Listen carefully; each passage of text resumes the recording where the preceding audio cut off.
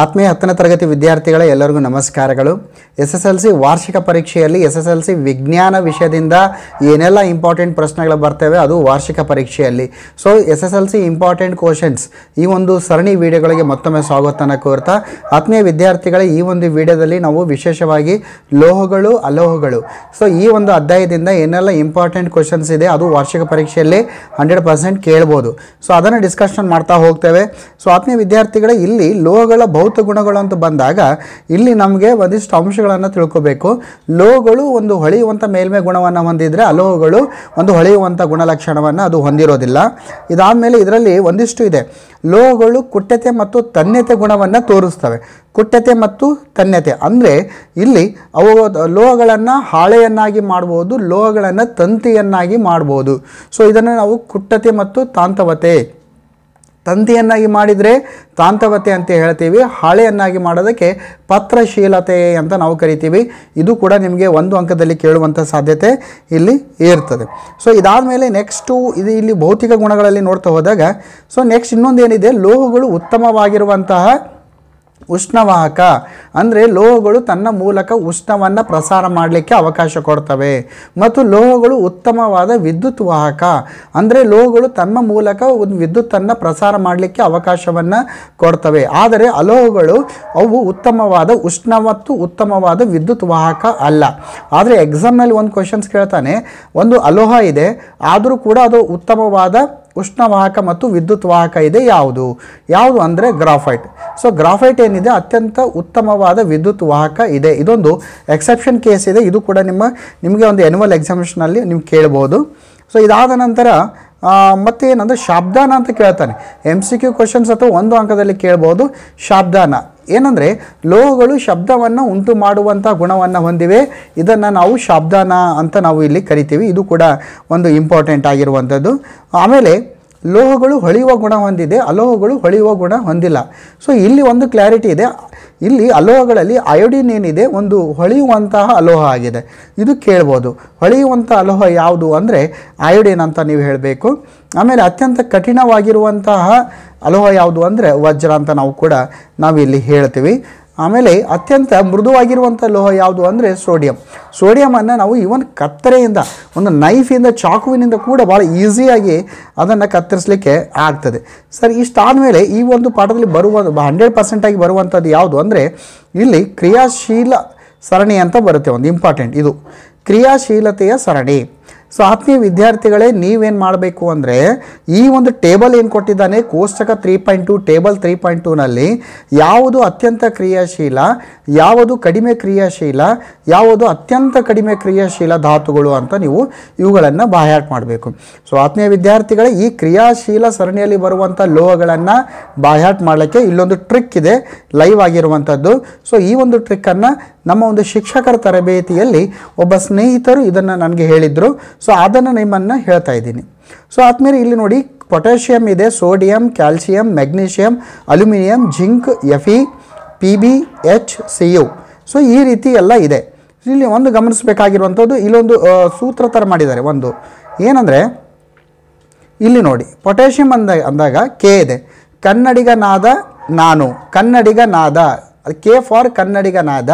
Sodium Na ಅಂದರೆ ನಾನು, Ca ಅಂದರೆ ಕಾಲ್, ಕನ್ನಡಿಗನಾದ ನಾನು ಕಾಲ್ ಮಾಡಿದಾಗ ಅಲ್ಲಿ ಜಿಂಕೆ ಕಬ್ಬಿಣ ಏನು ಪಾಟ್ ಒಳಗೆ ಹೊಳೆಯುತ್ತಿದ್ದವು. ಕ್ಯೂರಿಯಾಸಿಟಿ ಹೆಚ್ಚಾಗಿ ನೋಡಿದಾಗ ಬೆಳ್ಳಿ ಬಂಗಾರವಿದ್ದವು. ಸೊ ಆತ್ಮೀಯ ವಿದ್ಯಾರ್ಥಿಗಳು ನೋಡಿ, ಕೆ ಫಾರ್ ಯಾವುದಿದೆ ಪೊಟ್ಯಾಷಿಯಂ, ಕೆಗೆ ನಾನು ಕನ್ನಡಿಗನಾದ, ಸೋಡಿಯಂ ಅಂದರೆ ಎನೆ ಅಂದರೆ ನಾನು, Ca ಅಂದರೆ ಕಾಲ್, Mg ಅಂದರೆ ಮಾಡಿದಾಗ, Al ಅಂದರೆ ಅಲ್ಲಿ, Zn ಅಂದರೆ ಜಿಂಕ್ ಅಂತ ಅನ್ಬೋದು ಅಥವಾ ಜಿಂಕೆ ಅನ್ಬೋದು, Fe ಅಂದರೆ ಕಬ್ಬಿಣ, Pb ಅಂದರೆ ಪಾಟ್ ಅಂದರೆ ಗಡಿಗೆ ಒಳಗೆ, H ಅಂದರೆ ಹೊಳೆಯುತ್ತಿದ್ದವು, Cu ಅಂದರೆ ಕ್ಯೂರಿಯಾಸಿಟಿ, Hg ಅಂದರೆ ಹೆಚ್ಚಾಗಿ ನೋಡಿದಾಗ, Ag ಅಂದರೆ ಬೆಳ್ಳಿ, Au ಅಂದರೆ ಬಂಗಾರ. ಸೊ ಇದನ್ನೇ ಒಂದು ಕಥೆಯನ್ನಾಗಿ ಹೇಳ್ಬೋದು. ಕನ್ನಡಿಗನಾದ ನಾನು ಕಾಲ್ ಮಾಡಿದಾಗ ಅಲ್ಲಿ ಜಿಂಕ್ ಕಬ್ಬಿಣ ಪಾಟ್ ಒಳಗೆ ಹೊಳೆಯುತ್ತಿದ್ದವು, ಕ್ಯೂರಿಯಾಸಿಟಿ ಹೆಚ್ಚಾಗಿ ನೋಡಿದಾಗ ಅಲ್ಲಿ ಬೆಳ್ಳಿ ಮತ್ತು ಬಂಗಾರವಿದ್ದವು. ಸೊ ಈ ಒಂದು ಕನ್ನಡಿಗನಾದ ನಾನು ಕಾಲ್ ಮಾಡಿದಾಗ ಅಲ್ಲಿ ಜಿಂಕ್ ಮತ್ತು ಕಬ್ಬಿಣ ಪಾಟ್ ಒಳಗೆ ಹೊಳೆಯುತ್ತಿದ್ದವು. ಕ್ಯೂರಿಯಾಸಿಟಿ ಹೆಚ್ಚಾದಾಗ ಬೆಳ್ಳಿ ಬಂಗಾರವಿದ್ದವು. ಸೊ ಈ ಒಂದು ಕಥೆಯನ್ನು ಮಾಡಿ ಅದರ ಇನಿಷಿಯಲ್ಸನ್ನು ಇಟ್ಕೊಂಡ್ಬಿಟ್ರೆ ನೀವು ಭಾಳ ಈಸಿಯಾಗಿ ನಿಮಗೆ ಈ ಒಂದು ಕ್ರಿಯಾಶೀಲ ಸರಣಿಗಳನ್ನು ನೀವು ಭಾಳಷ್ಟು ಈಸಿಯಾಗಿ ಏನು ಮಾಡ್ಬೋದು, ಬೈ ಹಾರ್ಟನ್ನು ನೀವು ಮಾಡ್ಬೋದು. ಸೊ ಇದ್ರ ಮೇಲೆ ನೀವು ಯಾವುದೇ ಒಂದು ಯಾವುದು ಹೆಚ್ಚು ಕ್ರಿಯಾಶೀಲ, ಯಾವುದು ಕಡಿಮೆ ಕ್ರಿಯಾಶೀಲ, ಸೊ ಈ ರೀತಿಯ ಪ್ರಶ್ನೆಗಳು ಬಂದಾಗ ನೀವು ಭಾಳ ಸುಲಭವಾಗಿ ಅವಳಿಗೆ ಉತ್ತರವನ್ನು ಕೊಡಲಿಕ್ಕೆ ಆಗ್ತದೆ. ಇದಾದಮೇಲೆ ಸೋಡಿಯಂ ಕ್ಲೋರೈಡಿನ ಚುಕ್ಕಿ ಚಿತ್ರವನ್ನು ಮಾಡ್ಕೋಬೇಕು, ಎಕ್ಸಾಮ್ನಲ್ಲಿ ಬರುತ್ತೆ. ಆಮೇಲೆ ಮೆಗ್ನೀಷಿಯಂ ಕ್ಲೋರೈಡಿನ ಒಂದು ಚುಕ್ಕಿ ಚಿತ್ರವನ್ನು ಮಾಡ್ಕೋಬೇಕು. ಆಮೇಲೆ ಇನ್ನೊಂದು ಇಂಪಾರ್ಟೆಂಟ್ ಕ್ವಶನ್ ಏನು ಅಂದರೆ ಅಯನಿಕ್ ಸಂಯುಕ್ತಗಳು. ಸೊ ಅಯನಿಕ್ ಸಂಯುಕ್ತಗಳು ಅಂತ ಬಂದಾಗ 4 ಗುಣಗಳಿದೆ. ಅವುಗಳ ಭೌತಿಕ ಸ್ಥಿತಿ, ಕರಗುವ ಬಿಂದು ಮತ್ತು ಕುದಿಯುವ ಬಿಂದು, ವಿಲೀನತೆ ಮತ್ತು ವಿದ್ಯುತ್ ವಾಹಕತೆ. ಸೊ ಈ ಒಂದು ಸಾಮಾನ್ಯ ಗುಣಗಳೇನಿದೆ, ಈ ಒಂದು ಲವಣಗಳ ಅಯನಿಕ್ ಸಂಯುಕ್ತಗಳ ಒಂದಿಷ್ಟು ಗುಣಲಕ್ಷಣ ಏನಿದೆ, ಈ 4 ಗುಣಲಕ್ಷಣಗಳನ್ನು ನಿಮಗೆ ಎಕ್ಸಾಮ್ನಲ್ಲಿ ಕೇಳ್ತಾರೆ. ಇದು ಭಾಳ ಇಂಪಾರ್ಟೆಂಟು ನೋಡಿ. ಈಗ ಈ ಒಂದು ಕ್ರಿಯಾಶೀಲ ಸರಣಿ ಕೂಡ ಇಲ್ಲಿ ಬರ್ತದೆ.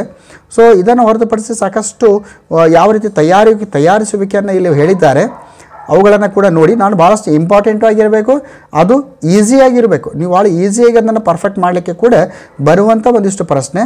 ಆತ್ಮೀಯ ವಿದ್ಯಾರ್ಥಿಗಳ ಸಂಕ್ಷಾರಣ ಕೂಡ ಈಗಾಗಲೇ ನಾವು ಇಲ್ಲಿ 1ನೇ ಪಾಠದಲ್ಲಿ ರಾಸಾಯನಿಕ ಕ್ರಿಯೆ ಮತ್ತು ಸಮೀಕರಣದಲ್ಲಿ ಸಂಕ್ಷಾರಣ ಎಕ್ಸ್ಪ್ಲೇನ್ ಮಾಡಿದ್ವಿ. ಸೊ ಇಲ್ಲೂ ಕೂಡ ಕೊಟ್ಟಿದ್ದಾರೆ.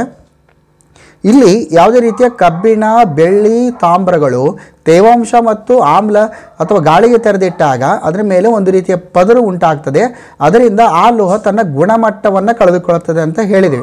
ಸೊ ಒಂದು ಶುದ್ಧವಾದ ಕಬ್ಬಿಣ ಯಾವ ರೀತಿ ಇರುತ್ತೆ, ತುಕ್ಕಿಡಿದ ಕಬ್ಬಿಣ ಅಂದಾಗ ತುಕ್ಕಿಡಿದ ಕಬ್ಬಿಣ ತನ್ನ ಸಾಮರ್ಥ್ಯವನ್ನು, ತನ್ನ ದೃಢತೆಯನ್ನು, ಕಠಿಣತೆಯನ್ನು ಕಳೆದುಕೊಂಡಿರುತ್ತೆ.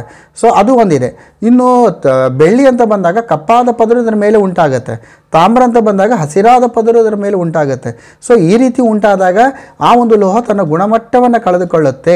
ಸೊ ಇದನ್ನು ಸಂಕ್ಷಾರಣ ಅಂತ ನಾವು ಇಲ್ಲಿ ಕರಿತೇವೆ. ಸೊ ಇದನ್ನು ಹೇಗೆ ತಡೆಗಟ್ಟಬಹುದು ಅಂತ ಈಗಾಗಲೇ ನಾವು ಹೇಳಿದ್ವಿ. ಇಲ್ಲಿ ಕೂಡ ಒಂದಿಷ್ಟು ಹೊಸದಿದೆ. ಒಂದು ಬಣ್ಣ ಹಚ್ಚೋದ್ರ ಮುಖಾಂತರ ಸಂಕ್ಷಾರಣವನ್ನು ತಡೆಗಟ್ಟಬಹುದು. 2ನೇದು ಎಣ್ಣೆ ಸವರೋದ್ರ ಮುಖಾಂತರ ಸಂಕ್ಷಾರಣವನ್ನು ತಡೆಗಟ್ಟಬಹುದು. 3ನೇದು ಗ್ರೀಸನ್ನು ಹಚ್ಚುವುದರ ಮುಖಾಂತರ ಸಂಕ್ಷಾರಣ ತಡೆಗಟ್ಟಬಹುದು. ಆಮೇಲೆ ಗ್ಯಾಲ್ವನೀಕರಣ ಅಂದರೆ ಒಂದು ಲೋಹದ ಮೇಲೆ ಮತ್ತೊಂದು ಲೋಹದ ತೆಳುವಾದ ಲೇಪನ ಮಾಡುವುದರ ಮುಖಾಂತರ, ಗ್ಯಾಲ್ವನೀಕರಣದ ಮುಖಾಂತರ ನಾವು ಏನು ಮಾಡ್ಬೋದು, ಸಂಕ್ಷಾರಣವನ್ನು ತಡೆಗಟ್ಟಬಹುದು. ಆಮೇಲೆ ಕ್ರೋಮಿಯಂ ಲೇಪನ ಮಾಡುವುದರಿಂದ ಸಂಕ್ಷಾರಣ ತಡೆಗಟ್ಟಬಹುದು. ಅನಡೀಕರಣ ಅಥವಾ ಮಿಶ್ರ ಲೋಹಗಳನ್ನಾಗಿ ಮಾಡುವುದರ ಮುಖಾಂತರ ನಾವು ಏನು ಮಾಡ್ಬೋದು, ಈ ಒಂದು ಸಂಕ್ಷಾರಣವನ್ನು ನಾವು ತಡೆಗಟ್ಟಬಹುದು. ಇಲ್ಲಿ ನೋಡಿ ಭಾಳ ಇಂಪಾರ್ಟೆಂಟ್ ಏನಂದರೆ ಉಕ್ಕು ಮತ್ತು ಕಬ್ಬಿಣವನ್ನು ತುಕ್ಕಿನಿಂದ ಸಂರಕ್ಷಿಸಲಿಕ್ಕೆ ಸತುವಿನ ತೆಳುವಾದ ಲೇಪನ ಮಾಡುವುದಕ್ಕೆ ಇದು ಎಕ್ಸಾಮ್ನಲ್ಲಿ ಕೇಳಿದರು, ಒಂದು ಆ್ಯನ್ಯುವಲ್ ಎಕ್ಸಾಮ್ನಲ್ಲಿ ಕೇಳಿದರು. ಸೊ ನೋಡಿ ಏನಿದೆ ನೋಡಿ, ಇಲ್ಲಿ ತೆಳುವಾದ ಲೇಪನವನ್ನು ಮಾಡುವುದಕ್ಕೆ ಗ್ಯಾಲ್ವನೀಕರಣ ಅಂತ ಹೇಳ್ತೀವಿ. ಗ್ಯಾಲ್ವನೀಕರಣ ಅಂದರೆ ಏನು, ಉಕ್ಕು ಮತ್ತು ಕಬ್ಬಿಣವನ್ನು ತುಕ್ಕಿನಿಂದ ಸಂರಕ್ಷಿಸಲಿಕ್ಕೆ ಅದ್ರ ಮೇಲೆ ಸತುವಿನ ತೆಳುವಾದ ಪದರನ್ನು ಮಾಡ್ತೀವಿ.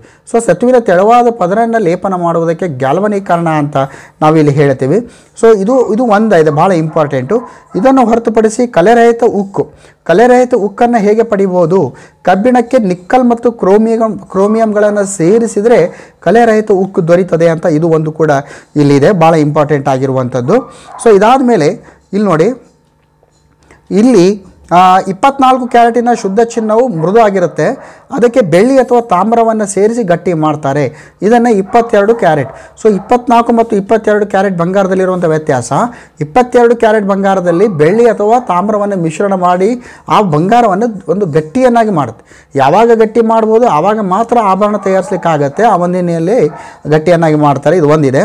ಆಮೇಲೆ ಇದು ಭಾಳ ಇಂಪಾರ್ಟೆಂಟ್, ದೆಹಲಿಯಲ್ಲಿರುವಂಥ ಮೊಹರಾಲಿ ಕೊಂಬ ಅಂತ ಏನಿದೆ ಉಕ್ಕಿನ ಸ್ತಂಭ, ಅದು ಏನಾಗಿದೆ ಅಂದರೆ ಮೈದಾನದಲ್ಲಿ ನಿಲ್ಲಿಸಲಾಗಿದೆ.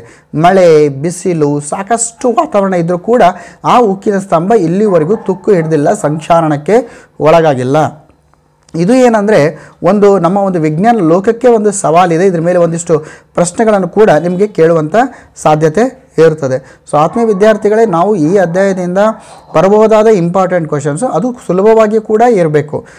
ಸೊ ಒಂದಿಷ್ಟು ಕ್ವಶನ್ಸ್ ಇದೆ, ಸ್ವಲ್ಪ ಹಾರ್ಡ್ ಇದೆ. ಸೊ ಅದನ್ನು ಕೂಡ ನಾವು ಮೆನ್ಷನ್ ಮಾಡ್ತಾ ಇದ್ದೀವಿ. ಸೊ ಒಟ್ಟಾರೆಯಾಗಿ ನಮ್ಮ ಒಂದು SSLC ಸೈನ್ಸ್ ಇಂಪಾರ್ಟೆಂಟ್ ಕ್ವಶನ್ ಸರಣಿ ಏನಿದೆ ಅದ್ರ ಮೇಲೆ 1, 2, 3, 4 ಅಂತ ನಾವು ಮೆನ್ಷನ್ ಮಾಡಿದ್ದೀವಿ ಥಂಬ್ನೇಲ್ನಲ್ಲಿ. ಸೊ ಅಷ್ಟು ವಿಡಿಯೋಗಳನ್ನು ನೋಡಿದರೆ ನೀವು ವಿಜ್ಞಾನದಲ್ಲಿ ಖಂಡಿತವಾಗಿ ಕೂಡ ಅತಿ ಹೆಚ್ಚಿನ ಅಂಕಗಳನ್ನು ಪಡೀಲಿಕ್ಕೆ ಸಾಧ್ಯ ಇದೆ. ನಿಮ್ಮ ರಿಸಲ್ಟ್ ಬಂದ ನಂತರ ವಿಶೇಷವಾಗಿ ವಿಜ್ಞಾನದಲ್ಲಿ ಎಷ್ಟು ಅಂಕಗಳನ್ನು ಪಡೆದಿದ್ದೀರಿ ಅದನ್ನು ಕಮೆಂಟ್ ಬಾಕ್ಸ್ನಲ್ಲಿ ಕಾಮೆಂಟ್ ಮಾಡಿ. ನಿಮ್ಮ ಒಂದು ಸಂತೋಷದಲ್ಲಿ ನಮ್ಮ ಒಂದು ಯೂಟ್ಯೂಬ್ ಚಾನಲ್ ತಂಡ ಕೂಡ ಪಾಲ್ಗೊಳ್ಳುತ್ತದೆ ಅಂತ ಹೇಳ್ತಾ ಎಲ್ಲರಿಗೂ annual ಎಕ್ಸಾಮಿನೇಷನ್ಗೆ all the best. Jai Hind, Vande Mataram.